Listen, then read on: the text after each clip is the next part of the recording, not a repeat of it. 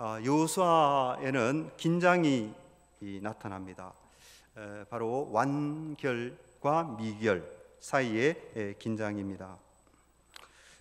정복전쟁의 경우를 먼저 보면요, 여호수아 1장부터 12장은 여호수아가 이끄는 이스라엘 군대가 단시일 안에 가나안을 점령하는 것처럼 그렇게 묘사합니다. 11장 23절은 정복전쟁 결과를 이렇게 소개하고 있죠. 이와 같이 여호수아가 여호와께서 모세에게 말씀하신 대로 그 온 땅을 점령하여 이스라엘 지파의 구분에 따라 기업으로 주매 그 땅에 전쟁이 그쳤더라, 이렇게 말씀하고 있습니다. 종전선언과 같은 그런 인상을 받게 됩니다. 그러나 13장 1절로 넘어가게 되면 새로운 사실이 밝혀집니다. 여호수아가 나이가 많아 늙음에 여호와께서 그에게 이르시되 너는 나이가 많아 늙었고 얻을 땅이 매우 많이 남아있도다, 그런 말씀이 나옵니다. 이 말씀에 따르면 여호수아가 나이가 많아서 늙은 시점에도 여전히 얻을 땅이 많이 남아있었구나 하는 것이죠. 같은 사실이 여호수아의 마지막 설교에서도 강조됩니다. 여호수아서 23장 4절에 보면 보라, 내가 요단에서부터 해 지는 쪽 대해까지의 남아있는 나라들과 이미 멸한 모든 나라를 내가 너희를 위하여 제비 뽑아 너희의 지파에게 기업이 되게 하였느니라. 여기에 남아있는 나라들, 이렇게 땅뿐만 아니라 나라들, 이렇게 언급하고 있습니다. 자, 여호수아에서는 왜 이런 긴장이 있을까요? 많은 사람들은 이 소위 완결 본문, 완성을 강조하는 이 완결 본문과 미결 본문이 서로 대립되는 것으로 그렇게 봅니다. 그들은 완결을 강조하는 본문은 역사적인 어떤 사실과는 무관한, 아무런 역사적 사실과는 관계가 없는 신학적인 창작인 반면에 미결을 강조하는 본문이 실제 역사에 가깝다, 그렇게 많은 사람들이 그렇게 주장합니다. 그러나 제가 볼 때 이것은 받아들일 수 없는 견해이죠. 이것은 사실은 기록자의 의도가 중요한데요, 이 기록자의 의도를 전혀 이해하지 못하는, 파악하지 못하는 그런 어떤 잘못된 주장이다, 그렇게 생각합니다. 여호수아 기자는 분명히 어떤 의도를 가지고 기록을 했습니다. 분명히 의도를 가지고 기록을 하고, 또 외견상 모순처럼 보이는 내용을 기록자가 이렇게 실수를 해서 그렇게 기록을 한 것이 아니고 알고 있음에도 불구하고 의도를 가지고 그렇게 기록했다 하는 것이죠. 그 의도가 무엇일까 하는 것입니다. 자, 여기서 이 문제를 다 설명할 시간은 물론 없습니다. 한마디만 언급한다면 이 정복전쟁의 완결을 강조하는 본문은 전쟁의 승리가 하나님이 주시는 은혜의 선물이라는 점을 예언적인 차원에서 계시하는 그런 성격을 갖는다, 이렇게 간단하게 제가 설명을 하겠습니다. 이 말에는 더 자세한 설명이 필요하겠지만 기회가 있으면 다음 기회에 제가 말씀을 드리고자 합니다. 자, 이곳에서는 다만 이 정복전쟁의 미결을 이야기하는 본문, 이 본문을 기록자는 왜 기록을 하였을까? 그 문제에 초점을 맞추어서 이제 말씀을 나누고자 하는 것이죠. 사실 정복전쟁의 이 미결 문제는 땅 분배 문제와 긴밀하게 연결되어 있습니다. 정복전쟁은 땅 분배를 위한 것이죠. 그렇죠. 그리고 땅 분배는 사실상 정복전쟁의 목적입니다. 그래서 그 두 가지는 연결되어 있습니다. 또 이 땅 분배를 가만히 살펴보면 이곳에도 사실은 완결과 미결 사이에 긴장이 들어있는 것을 우리가 볼 수가 있습니다. 이런 이유 때문에 여호수아에서 이 완결과 미결의 그런 어떤 긴장 관계를 이해하려면 땅 분배에 대한 이해가 필수적이다라고 여겨집니다. 자, 먼저 여호수아서 11장 23절을 한번 보시겠습니다. 제가 앞에서 읽었습니다마는 이와 같이 여호수아가 여호와께서 모세에게 말씀하신 대로 그 온 땅을 점령하여 이스라엘 지파의 구분에 따라 기업으로 주매 그 땅에 전쟁이 그쳤더라. 이렇게 말씀이 나와 있습니다. 이 말씀은 어떤 인상을 줍니까? 정복 전쟁의 종결과 함께 땅 분배도 마무리되었구나라는 인상을 우리가 받게 되는 것이죠. 뿐만 아니라 여호수아 14장 1절로 2절에도 비슷한 내용을 발견하게 됩니다. 이 구절은 제사장 엘르아살과 여호수아와 이스라엘의 족장들이 여호와께서 모세에게 명령하신 대로 그들의 기업을 제비 뽑아 9지파와 반 지파에게 주었다. 이거 완료형으로 주었다라고 말씀하고 있습니다. 여기서 이 9지파 반은 요단 동편에서 기업을 분배받은 2지파 반을 제외한 그런 숫자이죠. 이들이 어땠다는 것입니까? 요단 서편 지역에서 기업을 분배받았다라고 이렇게 밝히고 있습니다. 그런데 이 14장부터 이제 땅 분배가 묘사되는데요. 이곳으로 가면 실제 상황이 좀 다르구나 하는 것을 이제 발견하게 됩니다. 많은 곳을 예로 들 수 있겠지만은 오늘 읽은 이 본문이 대표적입니다. 이곳에는 7지파가 여전히 기업을 분배받지 못한 그런 것으로 묘사되고 있습니다. 그들은 언제 기업을 분배받았는가? 처음에 길갈에서 분배가 되었고 이제 18장에서는 실로에서 분배가 이루어졌는데요. 이 두 번째 분배에서 마침내 자신들의 기업을 얻게 되는 것으로 그렇게 기록이 되고 있습니다. 여러분들, 왜 이런 지연이 일어났을까요? 여러 가지 추측을 해볼 수가 있겠는데요. 이 7지파도 길갈에서 기업을 분배받았을 수 있어요. 그렇지만 자신들에게 할당된 땅을 차지하는 일에 있어서 그들이 너무 소극적이었기 때문에 첫 번째 분배는 실패로 끝나버렸고, 그래서 두 번째 분배가 필요하게 되었구나, 이렇게 우리가 생각을 해볼 수가 있습니다. 하지만 이 문제를 곰곰이 생각해 보게 되면 그런 추측에는 문제가 있는 것 같아요. 왜냐하면 18장 2절에 가서 보면 이렇게 되어 있습니다. 7지파가 아직 자신들의 기업을 나누어 갖지 못한 자다. 7지파가 아직 나누어 갖지 못했다. 이런 언급이 나오고요. 이것은 그들이 아직도 기업을 분배받지 못하였다라는 의미인 것이죠. 만일 그들이 제비뽑기를 통해서 이미 기업을 분배받은 상황이라면 여러분들 어떠했겠습니까? 그러면 간단합니다. 자신들이 할당받은 그 몫을 차지하면 되는 것이죠. 지금까지 미뤄놓고 게을렀다면 이제 정신 차리고 새롭게 마음을 가다듬고 그것을 차지하면 되는 일입니다.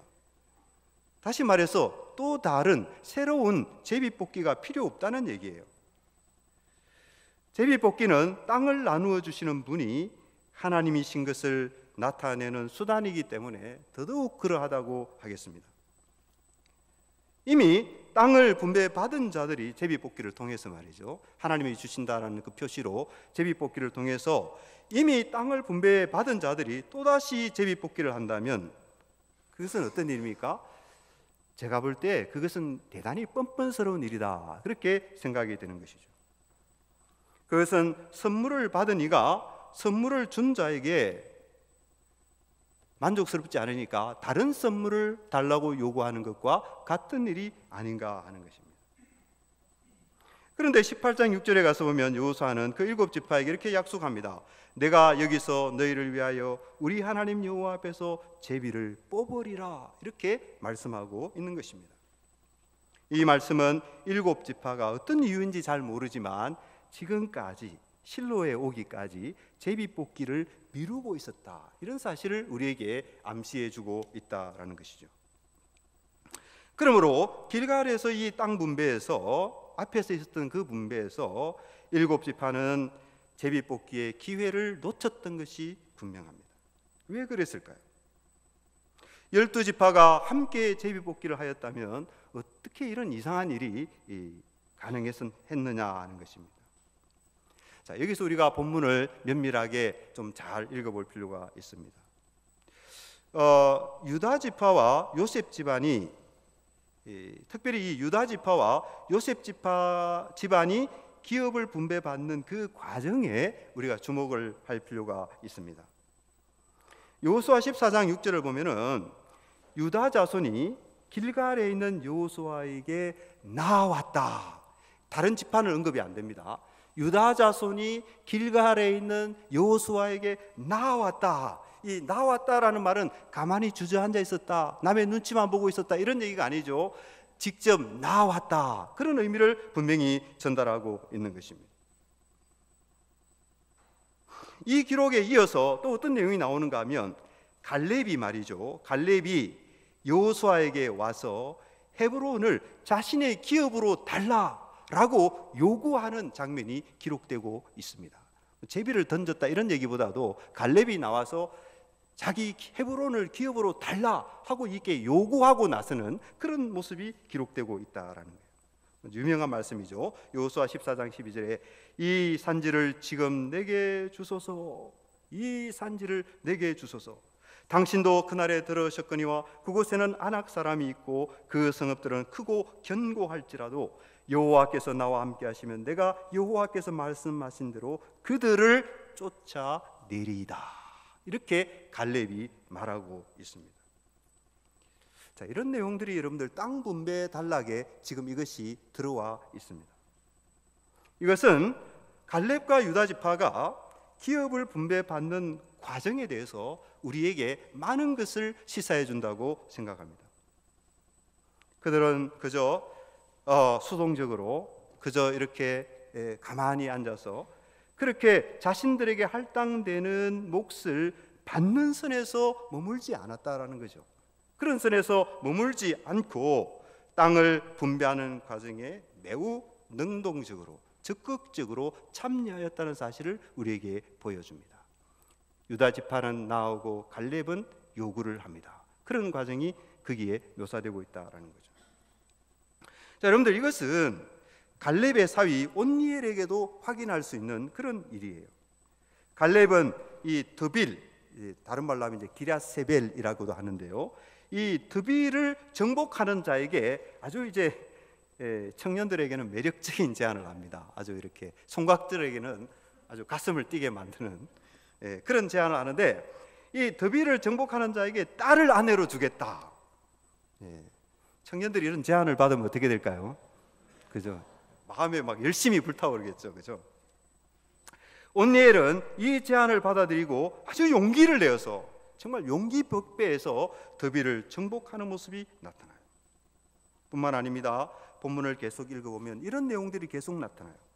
갈렙의 딸 악사에게도 그런 아주 적극적, 어떻게 보면 당돌해 보이기까지 하는 그런 적극적인 태도가 나타나요. 악사는 온니엘과 혼인하여 네겝 지역으로 떠나면서 아버지 갈렙에게 샘물을 요구합니다. 그렇지 않아도 지참금을 많이 줬지 않겠습니까, 여러분들? 그죠? 딸을 시집 보내는데. 그런데 이 악사는 어떻게 합니까? 거기서 만족하지 않고 아버지, 저에게 샘물도 주세요. 그럼 여러분들 어떻게 하겠어요? 아버지 입장에서. 야, 이 딸이 너무 욕심이 많구나. 그렇게 볼 수도 있지 않겠습니까? 그런데 갈렙의 반응은 전혀 다르게 나옵니다. 갈렙은 거기에 대해서 어떻게 반응하는가 하면, 딸아, 너가 나에게 샘물을 구하느냐? 장하다. 그것만 주지 않고 내가 윗샘과 아랫샘도 줄게. 그냥 두 개 다 주어버리는 그런 갈렙의 모습이 여기에 표현되어 있다라는 것이죠. 저는 이 갈렙의 모습에서 하나님의 마음이 읽혀지지 않는가. 하나님의 백성들이 땅을 얻으려고 할 때, 이 백성들이 열심을 내서 땅을 얻으려고 할 때 하나님께서 그 모습을 어떻게 바라보셨느냐? 너무 기특하게 더 많이 주고 싶어 하시는 그런 하나님의 마음이 있으시겠죠. 그죠? 그런 마음이 이 갈렙의 마음, 말 속에 잘 표현되고 있지 않는가, 그렇게 생각이 된다라는 것이에요. 자, 그런데 여러분들 계속 이 본문을 읽어가다 보면 이런 모습이 말이죠, 이런 적극적인 태도, 이런 어떤 용기 있는 태도, 이것은 요셉 집안의 땅 분배에서도 확인할 수 있는 그런 일입니다. 므낫세의 자손들 가운데 슬로브앗이라는 이름의 이 사람이 있었어요. 그에게는 아들이 없었고 딸만 5명이 있었습니다. 근데 남자들 중심으로 기업이 분배되는 그런 당시의 형편에서 이 슬로브앗의 몫은 가만히 있으면 자연스럽게 다른 집안으로 넘어갈 수도 있는 그런 상황이었다라는 것이죠. 그런데 이 슬로브앗의 딸은 어떻게 합니까? 수수방관하고 낙담하고 아무 일도 하지 않고 그저 이렇게 누가 해주기만을 바라고 그런 상태에 머물러 있는 것이 아니라 그들은 적극적으로 나서서 자신들의 사정을 호소하고 설득하고 그렇게 해서 마침내 자신들의 권리를 지켜내는 그런 모습이 이 땅 분배 단락에 기록이 되어 있다. 왜 이런 내용이 기록되어 있을까? 저는 거기에 분명한 의도가 들어있다라고 보는 것이죠. 인간편에서 이런 적극적인 태도는 요셉 자손에게도 그대로 나타납니다. 그들은 자신들에게 할당된 몫이 작다고 불평하기까지 합니다. 그리고 더 큰 땅을 요구하고 나섰어요. 17장 14절에 보면 요셉 자손이 여호수아에게 말라여 이르되 여호와께서 지금까지 내게 복을 주심으로 내가 큰 민족이 되었거늘 당신이 나의 격을 위하여 한 제비 한 분깃으로만 내게 주시면 어찌함이니까, 이렇게 주장하고 나서는 모습을 보게 됩니다. 물론 이 요구에는 사실은 이 부정적인 모습이 없지 않습니다. 왜냐하면 이 불만족스러운 현실을 개선하려는 의지보다 불평이 더 앞서고 있기 때문에 이 요셉 지파의 이 말 속에는 사실은 어떤 문제가 있기는 합니다. 그렇다고 해서 이 요셉 자손의 불평이 그저 부당하구나, 잘못됐구나, 이렇게 나무랄 수만은 없다라는 것이죠. 여호수아 역시 그들의 목소리를 무시하지 않고 못 들은 척하지 않고 그 목소리에 귀를 기울이고 그들에게 개선책을 제시해 주는 것을 17장 17절에서 보게 됩니다. 너는 큰 민족이요 큰 권능이 있은즉 한 분깃만 가질 것이 아니라, 그 요구를 수용해 주고 있는 이런 모습이 나타나고 있다. 이것이 땅 분배 과정 속에서 있었던 일이다. 자, 이것은 이스라엘 자손들 편에서 어떤 적극적인 태도가 땅 분배에 어떤 역할을 했는지 보여주는, 제가 몇 가지 예를 들었습니다만은 중요한 어떤 예들이라고 할 수가 있습니다. 지금까지 살펴본 내용은 길갈에서 이루어졌던 그 땅 분배의 성격이죠. 그 성격에 대해서 우리에게 많은 것을 시사해 주고 있습니다. 이스라엘 자손은 그저 수동적인 차원에서 머물지 않았다라는 거예요. 유다 지파와 갈렙은 앞장서서 여호수아에게 나와서 땅을 나누는 일에 주도적으로 참여하였습니다. 온니엘, 악사, 슬로바에스의 딸들은 기업을 얻기 위해서 직접 싸움에 나서기도 하고 과감하게 필요를 요구하기도 하고 현실적인 제약에 굴하지 않고 적극적으로 자신의 어떤 권리를 관철시키는 그런 적극성, 그런 용기, 그런 담대함, 이런 것을 보여주고 있다라는 것이죠. 요셉 집안의 경우에도 한 제비 한 분깃으로 만족할 수 없는 그 이유를 적극적으로 개진하여서 집행부의 인정을 받아내는 이런 모습도 나타나고 있다라는 것입니다. 이와 같이 땅 분배는 한 장소에서 어떤 의식적인 절차에 따라서 간단하게 이루어졌던 그런 일이 아니었다라는 것이죠. 이스라엘 자손들 편에서 적극적인 참여와 노력이 매우 중요한 역할을 했다라는 것입니다. 자, 그런데 이것이 제비뽑기라는 의식적인 절차와 구체적으로 어떻게 맞물려 있었는가, 이것을 우리가 알기는 어려운 것 같아요. 제비뽑기의 방식이 여러 가지로 이루어졌기 때문에 그 세세한 상황에 대해서 우리가 본문만을 가지고 추측하기란 어려운 면이 있습니다. 적어도 길갈에서 이루어졌던 첫 번째 땅 분배와 관련하여서는 그런 것 같아요. 제가 본문을 읽어봐도 거기에 제비뽑기가 도대체 어떤 방식으로 이루어졌는가 그것을 알 수 있게 만들어주는 그런 설명이 잘 나오지 않더라고요. 그죠? 더 살펴보면 어떨지 모르겠습니다만은 그렇습니다. 그런데 이 실로에서 이루어진 땅 분배, 오늘 읽은 본문이죠. 거기에는 제비뽑기와 이스라엘 자손의 참여와 노력이 어떻게 서로 맞물려 있었는지 보여주는 좋은 예가 되는 것입니다. 여호수아서 18장 1절로 7절에 따르면 각 지파에서 3명씩 뽑아 구성한 대표단들이 구성이 됩니다. 그 대표들이 땅을 두루 다니며 그 땅을 7부문으로 나누고 청량하고 이렇게 도면에다 그리고 이런 일을 합니다. 그리고 그 기록한 도면을 이 대표단들이 여호수아에게 이제 가져오는 것이죠. 그리고 여호수아는 그것을 여호와 앞에서 제비 뽑아서 이제 이렇게 제비 뽑기가 이루어지죠. 제비 뽑아서 각 지파들에게 나누어지는 이런 방식이 이제 실로에서 제비 뽑기에 사용됐던 방식인 것입니다. 여기서 우리가 무엇을 확인하게 되는 것입니까? 적어도 이 실로의 땅 분배에서는 제비 뽑기와 땅을 그리는 그 부분, 사람들이 직접 발벗고 나서서 막 사방을 이렇게 돌아다니고 땅을 막 이렇게 청량하고 굉장히 어려운 일 아니겠습니까? 그런 일을 직접 다 했다라는 거예요. 그러니까 제비뽑기와 이런 것들이 하나로 통합되어져서 땅 분배라고 하는 그런 일을 성취하게 되었다라는 것이죠. 이렇게 보게 될 때에 길갈의 땅 분배에서도 아마 이런 어떤 통합적인 방식, 이것이 같이 사용됐지 않을까, 이렇게 우리가 추측하게 되는 것입니다. 중요한 것은 무엇입니까? 왜 우리가 이런 이야기를 하게 되는 것입니까? 중요한 것은 바로 땅 분배에서 이스라엘 자손의 적극적인 참여와 노력이 필요했고 그것이 매우 중요했다. 이것을 제가 여러분들에게 새롭게 강조해 드리려고 하는 것입니다. 자, 지금까지 살펴본 내용은 7지파가 기업을 분배받지 못하였던 그 이유, 왜 그들이 아직까지도 기업을 분배받지 못했는가, 그 이유를 설명해 줍니다. 그들은 땅을 분배하는 일에 있어서 적극적으로 나서지 않았다는 거예요. 적극성을 보이지 않았다는 것입니다. 여러 가지 현실적인 이유에 매여서 자신들이 마땅히 해야 할 일을 하지 않고 있었다라는 것입니다. 여호수아 18장 2절에 기록된 여호수아의 질타가 이런 형편을 분명하게 드러내고 있습니다. 이렇게 말하죠. 너희가 너희 조상의 하나님 여호와께서 너희에게 주신 땅을 점령하러 가기를 어느 때까지 지체하겠느냐? 어느 때까지 지체하겠느냐? 여호수아가 책망을 하고 있는 것입니다. 7지파가 왜 이런 태도를 보였을까요? 그들이 그런 태도를 보인 이유는 아마도 이랬을 것입니다. 자신들의 힘으로는 도무지 땅을 차지할 수 없을 것 같다, 이런 걱정을 했던 것이 아닐까.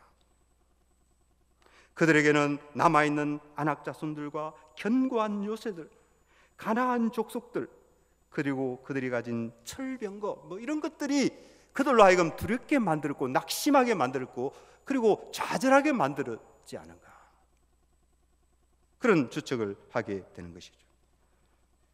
더 나아가서 그런 상황이라면은 삼림에 이렇게 삽이나 괭이를 들고 나가서 나무를 베고 땅을 개간하고 그럴 수도 있잖아요. 가난한 사람들이 두려우면. 그런데 그것조차도 하지 않고 있는, 삼림을 개간하고 새로운 땅을 개척하는 그런 용기도 보여주지 않는 그런 가운데서 있었다라는 것이죠. 어쩌면 이 사람들은 광야 시절 자기 조상들이 그랬던 것처럼 자신들이 처한 상황을 불평하고 은근히 지도자 여호수아를 원망하고 그렇게 있었지 않았겠는가, 이런 생각까지도 우리가 충분히 하게 되는 것입니다. 자, 이렇게 보게 될 때 이 실제로 땅 분배 과정은 단순하지가 않고 매우 복잡한 과정이었다라는 것을 우리가 쉽게 알 수 있습니다. 자, 그런데도 불구하고 어떤 곳에서는 땅 분배가 한 번에 이루어진 것처럼 묘사하기도 하죠. 그죠? 여호수아 11장 23절과 여호수아 14장 1절로 2절이 대표적이라고 할 수가 있습니다. 아까도 말씀드렸듯이 왜 이렇게 기록되었는가? 그것은 예언적 관점에서 땅이 하나님이 주시는 선물이라는 점을 강조하려는 그런 저자의 의도가 있습니다. 정복 전쟁의 승리와 마찬가지로 땅 분배도 하나님께서 베푸시는 그 주권적인 은혜와 사랑으로 말미암은 것이다. 하나님이 주시는 선물이다. 하나님의 능력으로 이루어지는 일이다. 하나님이 과거 조상들에게 주셨던 그 약속이 있고 그 언약에 신실하신 하나님께서 그 언약을 이루셨다라고 하는 사실, 그것을 저자는 분명히 말하고 있는 것입니다. 여호수아서는 그것을 아주 강조하고 있습니다. 단순히 말하는 것이 아니라 매우 강력하게 말하고 있습니다. 그렇다면 땅 분배가 오랜 시간 우여곡절을 거치며 이루어졌다는 이 사실이 왜 기록되었을까요? 하나님의 은혜이다 이러고 끝나면 되는데, 그죠? 하나님의 은혜로 다 이겼다, 하나님의 은혜로 땅을 다 차지했다, 그러고 끝나버리면 되는데 왜 거기에서 머물지 않고 이와 같이 복잡한 사정들을 왜 또 여호수아 기자는 묘사하고 있는가 하는 것입니다. 그리고 그 묘사 가운데서 왜 이스라엘 자손들 편에서 능동적으로 참여하고 그들이 기울인 적극적인 노력과 헌신이 그 속에 왜 이렇게 기록되고 있느냐 하는 것입니다. 그 의도가 무엇이겠느냐 하는 것입니다. 그것은 분명하게 다가옵니다. 그것은 정복전쟁과 땅 분배에서 인간의 적극적인 활동이 매우 중요하고 필요하다는 사실을 보여주려는 의도를 가지고 있다는 것이죠. 땅은 분명히 하나님이 주시는 은혜의 선물입니다. 하나님이 주시지 않으면 꿈도 꿀 수 없는 사실입니다. 하나님이 그들과 함께 하셨고 하나님이 그들 편에서 싸우셨고 어떤 면에서 하나님이 싸우신 것이죠. 그래서 땅은 분명히 하나님이 주시는 은혜의 선물입니다. 정복 전쟁과 땅 분배의 완결을 강조하는 본문들은 이 사실을 분명하게 밝히 드러내고 있는 것이죠. 하지만 그것은 인간이 소극적이거나 수동적이어도 된다는 그런 의미는 결코 아니다라는 거죠. 인간은 어떠해야 합니까? 인간은 용기 있게 적들과 싸우고 적극적으로 땅을 차지해야 한다는 것이죠. 이런 노력이 없다면 어떻게 될까요? 이런 노력이 없다면 당연히 전쟁은 장기화될 수밖에 없고 땅을 얻는 일은 오랫동안 지체될 수밖에 없다라는 것입니다. 정복 전쟁과 땅 분배의 미결을 다루는 본문은 이 중요한 사실을 우리에게 가르치고 있습니다. 매우 중요한 일입니다. 오늘날 우리들에게도 매우 중요한 일이라고 생각이 되어집니다. 그러므로 여호수아서에 나타나는 완결과 미결 사이의 그 긴장이라고 이야기했는데요, 그것은 땅을 선물로 주시는 하나님의 주권적인 은혜, 그리고 그 땅을 선물로 받는 인간이 해야 할 일이 무엇인가, 그것이 서로 균형을 잃지 않도록 해주는 그런 역할을 한다, 이렇게 이해할 수가 있다라는 것이죠. 여러분들, 이것은 이제 우리가 신구약 성경과의 관련 속에서 우리가 성경을 바라보게 될 때에, 구속사를 바라보게 될 때, 이런 점들은, 여호수아가 가르치고 있는 이런 점들은 적어도 제가 볼 때는 신약 성경이 가르치는 이 하나님 나라의 원리와 맥을 같이 한다, 이렇게 생각이 됩니다. 많은 내용들이 있겠지만 대표적인 본문이죠. 마태복음 11장 12절. 예수님은 그곳에서 제자들에게 이렇게 말씀하셨습니다. 세례 요한의 때부터 지금까지 천국은 침노를 당하나니 침노하는 자는 빼앗느니라. 천국은 어떤 곳이냐? 침노를 당한다. 어떤 자가 천국을 빼앗느냐? 침노하는 자가 빼앗느니라. 예수님께서 제자들에게 그렇게 가르쳐 주시고 있습니다. 이 가르침은 천국을 얻는 일에 인간의 적극적인 노력이 얼마나 필요하고 중요한지를, 천국을 얻는 일에 당연히 수반되어야 할 인간의 어떤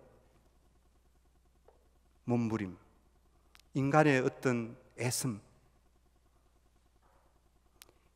인간의 어떤 프로지즘, 또 인간이 이렇게 수고하고 노력하고 땀 흘리고 발버둥치고 하는 면들이 당연히 수반되는 것임을 우리에게 일깨워주고 있다라는 거죠.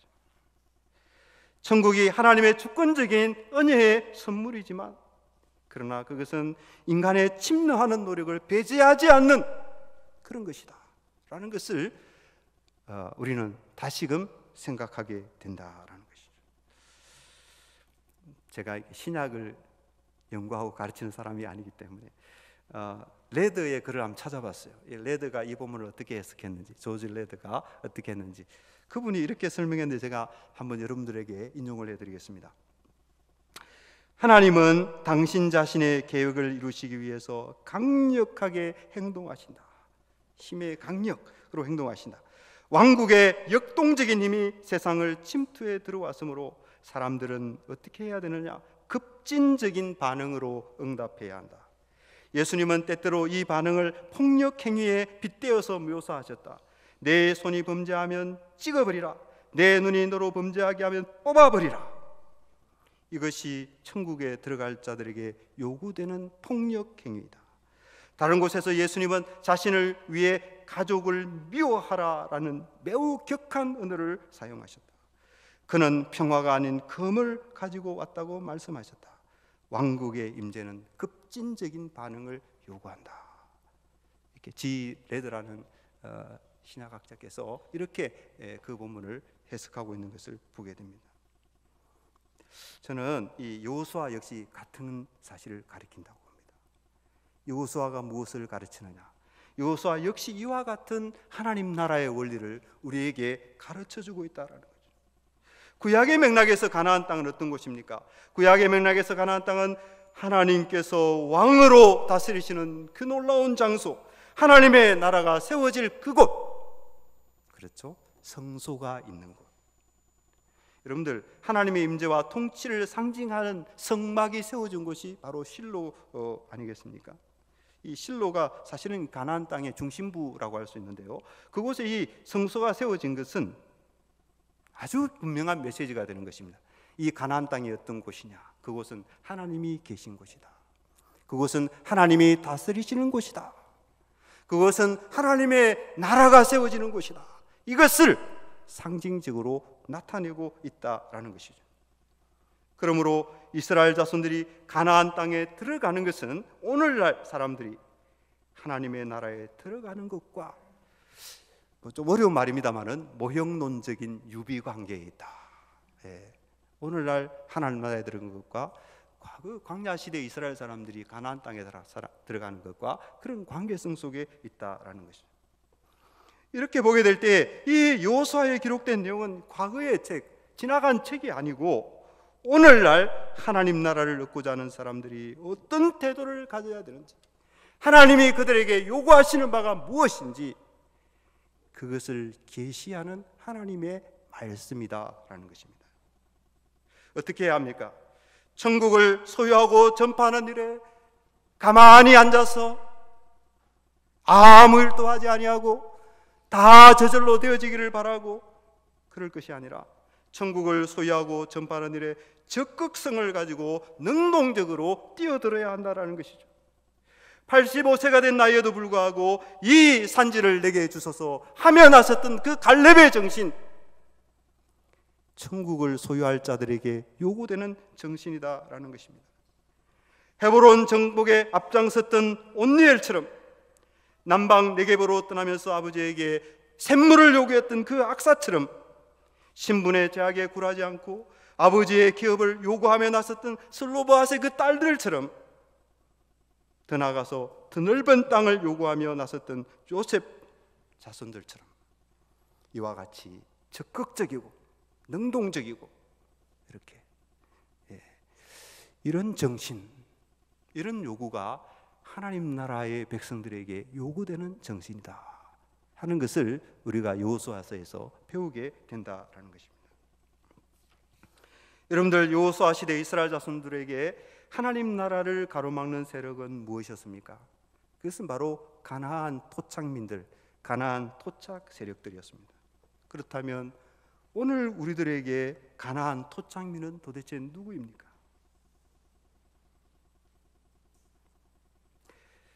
여러 가지를 말할 수 있겠습니다만은 그것은 분명히 우리의 부패한 본성을 통해서 역사하는 죄의 세력입니다.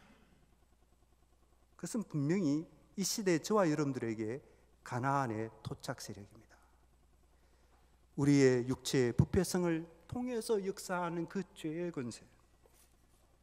죄는 하나님의 나라로 향하는 우리의 발걸음을 가로막는 가장 큰 원수입니다. 가장 큰 원수입니다.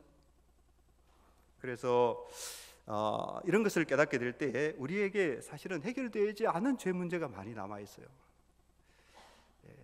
사라졌는가 싶더니 또다시 나타나는 그 죄 문제, 해결되었는가 싶더니 또 해결되지 않았구나라는 것을 인식시켜주는 그 죄 문제, 해결되지 않는 죄 문제가 있다면 여러분들 그것이 무엇입니까? 그것이 바로 진멸해야 할 가나안의 토착 세력이다 하는 것을 우리가 다시 상기해야 합니다.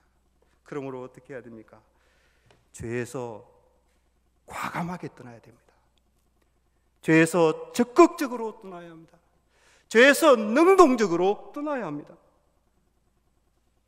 그것이 우리에게 매우 중요합니다. 여호수아가 사실 그것을 가르치고 있어요. 우리가 죄에서 떠나지 않고 거기에서 안주하고 그것과 더불어서 이렇게 머문다면 하나님의 나라는 우리에게 결코 접근을 허용하지 않는 그런 어떤 비밀의 성과 같은 그런 곳으로 남게 될지도 모른다라는 것이죠. 죄의 유혹이 아무리 달콤하고 그렇다 할지라도, 죄의 유혹이, 죄의 세력이 아무리 거부할 수 없는 그런 실제로서 존재한다고 할지라도 우리는 거기에 대해서 단호하게 한거하고 그 죄에서 단호하게 떠나는 그런 용기, 그 갈렙의 정신, 그것을 여호수아서는 우리에게 요구하고 있는 것입니다. 그러나 우리는 여호수아 시대 이스라엘 자손들보다 사실은 다행스러운 부분이죠. 여호수아 시대 이스라엘 자손들보다 훨씬 더 좋은 위치에 있습니다. 제2의 여호수아이신 예수님께서 십자가상에서 우리의 원수인 죄악을 영 단번에 멸하셨기 때문인 것이죠. 아멘이죠, 그죠? 바로 이게 우리의 복음입니다. 이게 우리의 자랑이고 우리의 위로이고 이것이 우리의 소망이죠. 십자가에서 우리의 죄를 대신하신 그 예수 그리스도가 아니면 우리가 어디에 소망이 있겠습니까? 그 예수님을 믿음으로 바라보면서 십자가를 높이 들고 어떻게 해야 됩니까? 죄에서 떠나야 됩니다. 예수님이 우리의 구주가 되시는 거구나, 예수님이 우리의 죄를 위해서 십자가를 지셨구나, 그 사실을 바라보면서 십자가를 높이 들고 어떻게 해야 됩니까? 죄에서 떠나야 된다라는 것입니다. 우리에게서 죄의 세력을 몰아내야 됩니다. 나의 말에서, 나의 마음에서 잘 떠나지 않으려고 하는, 그래서 우리를 힘들게 만들지만 그 죄의 세력에서 우리가 떠나야 됩니다. 깨끗이 지워버려야 될 것이 있는데요, 그게 바로 다른 것이 아니고 죄가 아닌가. 믿음으로, 예수님의 십자가로. 샘물을 요구하는 악사에게 윗샘과 아랫샘을 준 그 갈렙의 마음 속에 자기 자녀들에게 풍성하게 주기를 원하시는 하나님의 마음이 나타난다고 그랬죠. 우리 아버지는 그러십니다.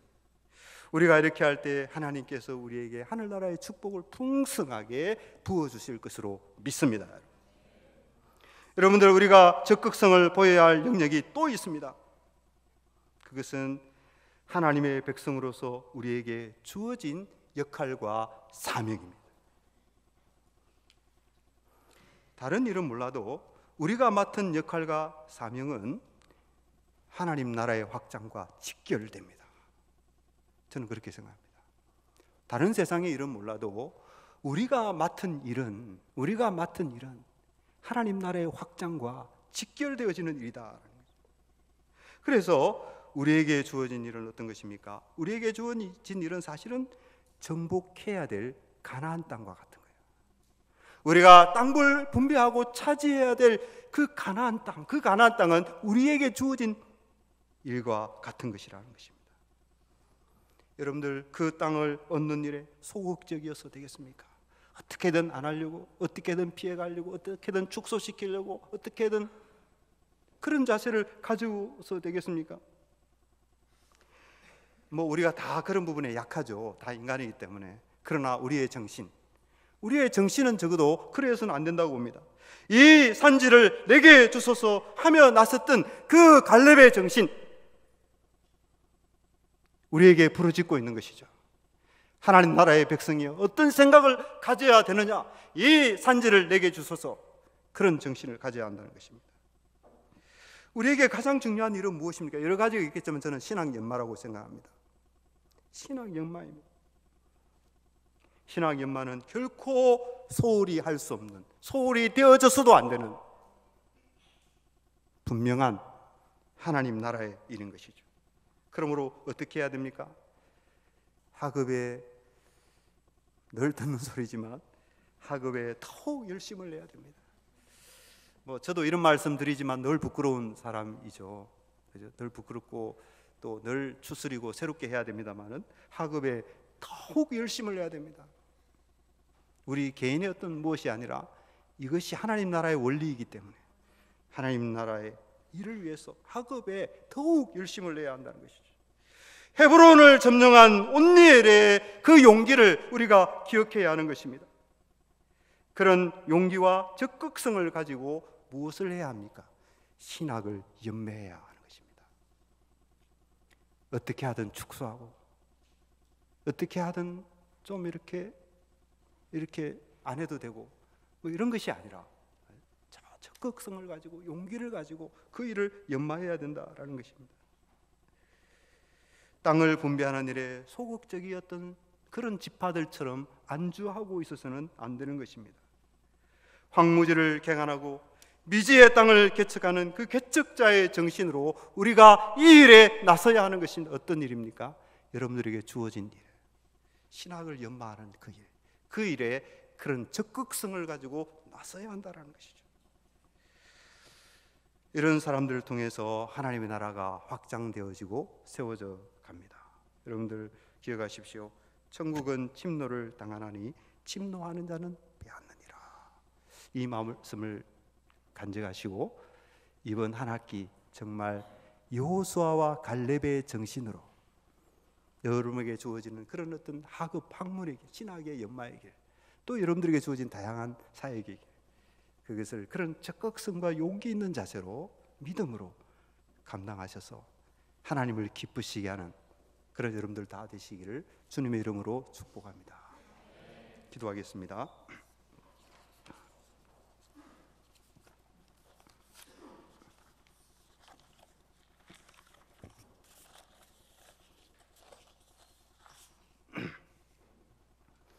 하나님 아버지 감사합니다. 오늘 이 말씀을 가지고 주님의 뜻을, 주님의 말씀을 상고하였나이다. 저희들에게 은혜와 축복을 더하여 주옵시고 또 우리의 부족함과 우리의 미련함과 우리의 게으름을 긍휼히 여겨주시고 우리가 이 말씀 속에서 잘 배우게 하시고 또 이 갈렙과 여호수아의 정신이 우리의 정신이 되게 하여 주옵소서. 그리하여서 하나님 나라의 일에 우리가 우리의 피 속에, 우리의 살 속에 녹아있는 이 죄에서 과감하게 떠나게 하여 주옵시고 하나님께서 우리에게 맡겨주신 그 소중한 하나님의 나라의 일을 충성스럽게 용기 있게 적극적으로 감당해 나가는 저희 모두가 될 수 있도록 축복하여 주옵소서. 감사드리오며 예수님 이름으로 기도 올리옵나이다. 아멘.